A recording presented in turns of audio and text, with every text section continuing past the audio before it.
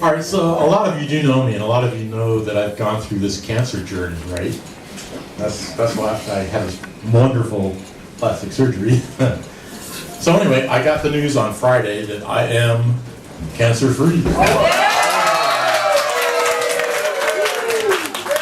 know a lot of you are following me along, and I appreciate all the people throughout the entire road. I'm still recuperating, I have to say, but I'm feeling good. And one of the things, I've got a lot of things to say, I'm going to try to make it really short. I am the chairman of the Libertarian Party of Georgia. I have been for over a year now.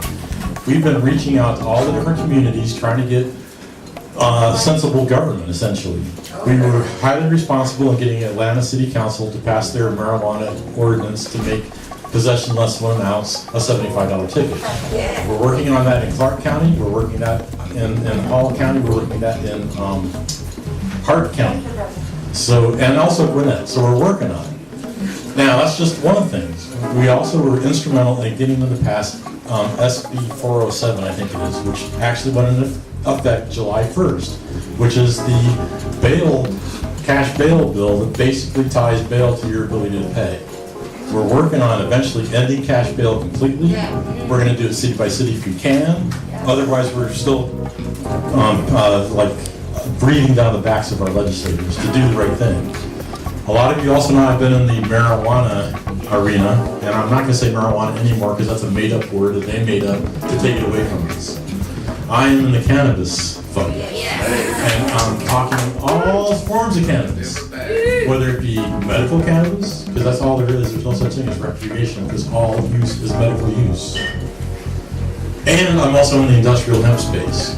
And the reason for that is, of course, hemp can do everything that the planet needs to be self-sufficient, self-sustaining. It can feed us, it can clothe us, it can house us, it can act as fuel, etc., etc. I get kind of excited about it. Georgia in particular has a climate in which we could actually grow 3 crops a year. For an average farmer that only gets like 1 crop of winter wheat or 1 crop of soybeans, they're not making out very well. Industrial hemp does not require pesticides because it's naturally pest resistant. Again, there's so many things you can do with it, and if a farmer only harvested it for seeds, the World Health Organization put out a request to start using hemp milk as a formula to replace the soy-based crap. So Georgia is the place to do that. If we want to take back our country and be free again, we have to hold our elected officials accountable. Some of the ways we can do that, of course, is by putting pressure on them. But the more important ways we can do that is to regain access to the grand jury. I know you probably, if you've been here before, you've heard other people talking about access to the grand jury.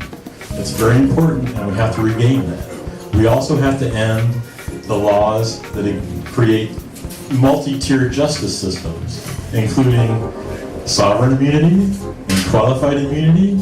We have to reinforce news organizations and citizens' access to open records requests, and we have to use the RICO statutes to hold some of these guys accountable.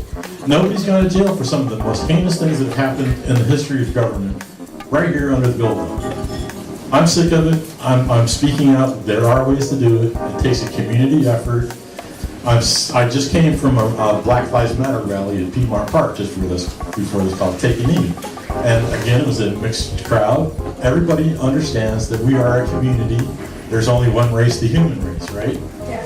So when they're trying to divide us and distract us and take us away from being loving neighbors, we got to stand up and say, well, I love my neighbor, go talk to your neighbor, turn off the news, turn off the TV, go talk to your neighbor, come to parties like this, and listen to intelligent people talk about intelligent things.